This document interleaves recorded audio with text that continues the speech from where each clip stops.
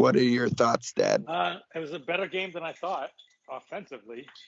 The defense did okay, I think, in the first half, but they couldn't stop them. That was disappointing. As I said last week, I thought this was going to be a little bit of a get-right game for them. Yeah. Going into the stretch run of the season. And I thought that was, I think there are some defensive issues for sure, but,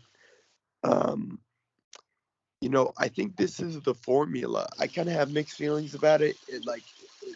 I'm a little bit scarred as a Buckeye fan from 2018, and it kind of just felt like 2018. Why? Yeah, it felt like kind of like the Michigan game in 2018, where the offense was just so, good, but they gave up a lot of points. And at the end, that season in the end wasn't good enough to get them in the playoff. Although, Right. I mean, if they win that, if they win out, they're going to be in, especially because Oklahoma lost. Right. Last week. Yeah. But I mean, in some ways, this is the formula. Like, the defense just has to be good enough, and they were good enough on Saturday. Right. But, the last two games, the defense won the game, which is weird. Yeah, David Bell is just a freak, though. So, yeah, but, I mean, even though he's a freak, they knew it was him, they knew he was coming, and they couldn't stop it. Yeah, but Iowa and Michigan State were the same way. In those games, David Bell had over 200 yards receiving. I mean, how many yards receiving did he have against us? Like, I feel confident of who we're going to face in the playoff. Like, I don't think we're going to face any. Alabama, I think, is potentially the only offense that can really give our defense a run for their money. Bell had 103 yards with 11 receptions. How many touchdowns? None. I don't think Oregon. I think we'll be. I'm not worried about Oregon in the playoff. I think actually that's I would out of I'd everyone. love to play Oregon again. Yeah. I think all Buckeye fans feel that way. Well, this week's game is going to be a tough one. We'll see what we're made of. See if they can pull it off. This is big. Yeah, our playoff starts now. I mean, this is like every game is a playoff game. Agreed. These next 3 weeks, these are like if there was a 16-team playoff, like these are teams we would play in that playoff. So, I mean, this is March Madness now. I know. Like up to this point, they've had to beat every team they played, but now it's like now do or die. You're like, now this is different. So who does Michigan play this week? Maryland. Yeah. Oh, that is a joke. It'll play out on the field, I guess. And we'll see. And then they're talking about changing it in 2023, right? I think 2024 would be the earliest. Too bad you're not here, man. I got Orange Bowl tickets. Yeah, Orange Bowl's not the playoff this year, right? Yeah, it is. It is. Yep. That's cool. That'll be fun. Yeah, I think interesting. They pretty much neutralized George Karlaftis, which I thought was impressive. Which gives us hope that if they played Oregon, they could take care of Thibodeau. Although they got Sewell to worry about too. Of these next 2 weeks, like I think this next week is going to be a kind of a shootout again. As I'm sure you are, I'm most worried about the game. I think we're gonna win this weekend, and I think it'll probably be a physical game. But I'm most worried about coming off that physical game to play the game right after that against. This is maybe the most capable Michigan team to to have a shot at us since maybe 2011. I mean, you might say 2016, that team was better, but we That's played the one we won in 2016 overtime. in the shoe. Yeah. Yeah, this game is, at the big house, which is more difficult. Yeah, we'll see. I mean, you know, by all rights, Michigan should not have lost that Michigan State game. I think on the field statistically they did a little bit better, but they had that game won. They just blew it. I think we play better on the road than we do at home. I think we're more vulnerable at home Really? than on the road.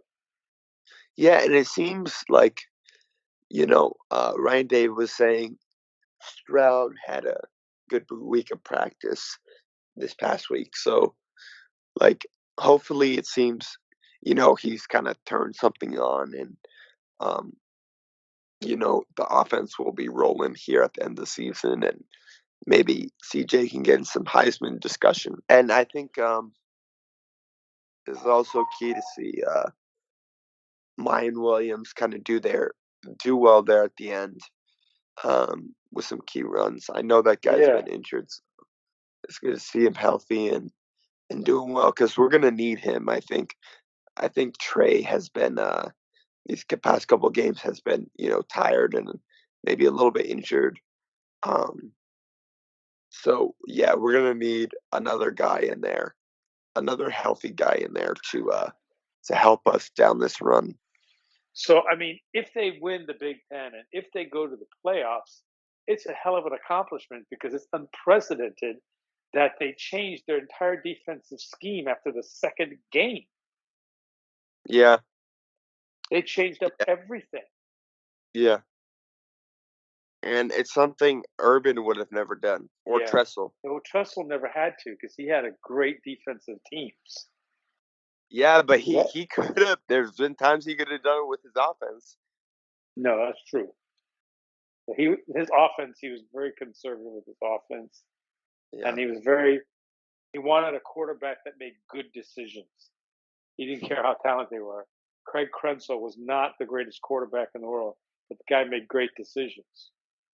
Yeah. So, what do you think about this whole discussion about C.J. Stroud? Should he and running? And he said, if I was going to run the ball, I'd be a tailback, but I'm a quarterback. So I guess that's what he said at the press conference. I just think there's sometimes things are wide open, and rather than wait, he'd just do better to run 5-7 yards. Yeah, it seems that way. I don't know. I kind of trust Ryan Day and Kevin Wilson. I heard them talk in press conferences. Ryan Day was like saying like you can't just like tell a person to run on those situations. Like it's just got to be natural. And Kevin Wilson was saying like at least earlier on they were against that kind of because he was kind of injured. He got injured in the Minnesota game or whatever, and so they wanted to protect him. Um, and then I'll also say that with all the weapons they have, any passing play, or really any play, could be a touchdown. But it's not going to be a touchdown if he's going to run because he'll eventually get tackled. But I think just danger with all the receivers they have. At any moment they could get open. So I don't necessarily have a huge problem with that. We'll see. The only other thing that worries me about Michigan is the weather. Yeah. Although CJ has shown that in bad weather conditions he can still sling it. Yeah, so I think that was a good game going into this week. Hopefully they have a good practice this week and are ready to go. So, do you think this team is not running enough? Maybe excluding this weekend, but do you I think think they ran too much at Nebraska. I agree.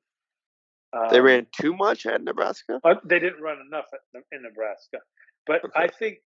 I think they saw something in Nebraska's defense that the offensive line was struggling big time. And they had, Dolman. They have a pretty damn good defense, as you suggested. So, but they need to be able to establish the run. They can't run the ball only 15 times. Yeah. But they're trying to find different looks for running the ball, because I've seen Njigma run the ball, and I've also seen what's his name, Garrett Wilson, Yeah. run the ball. So they're not just giving it to the tailbacks. I'd be surprised if they won a national championship. I'd be shocked. I'd be not shocked, but I'd be really surprised. Like, they're just too young. But at the same time, they got nothing to lose, I guess. But still. So if they win the national championship, will everyone be saying that this is the best receiving core ever in the history of college football? Ask me that at the end of the season. I think It that depends upon how they win it.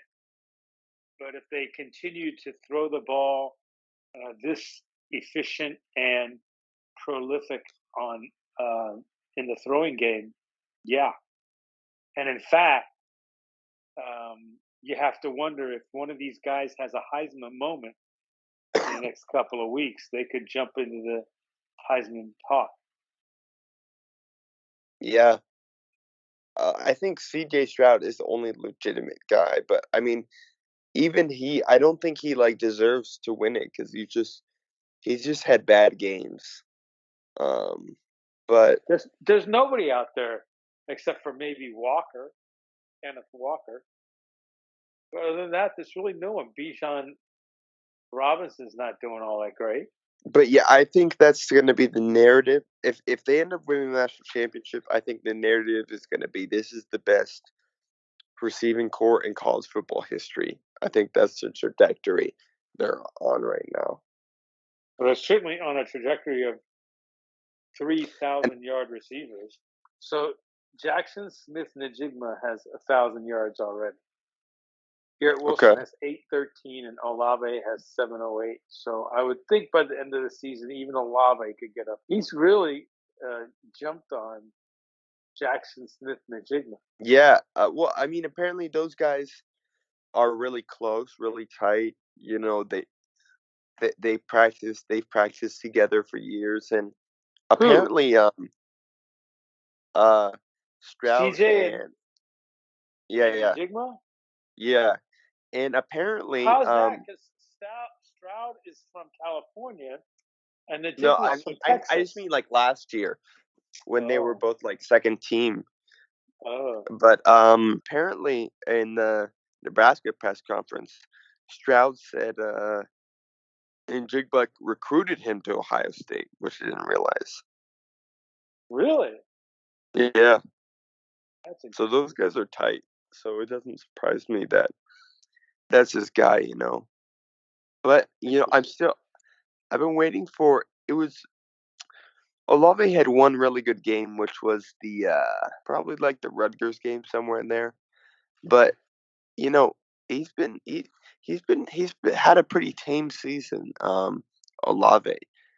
Do you think people are just keeping an eye on him, or? Yeah, maybe, but I wonder if like one of these teams these next couple of weeks will, with Garrett Wilson and Jigba doing well, will kind of focus on those guys more, and Olave breaks out for a monster game. I love Olave's thing is have you seen like after he scores a touchdown, this little dance that he and CJ do? No, he shakes everyone's hand on the offense. Have you seen that? No.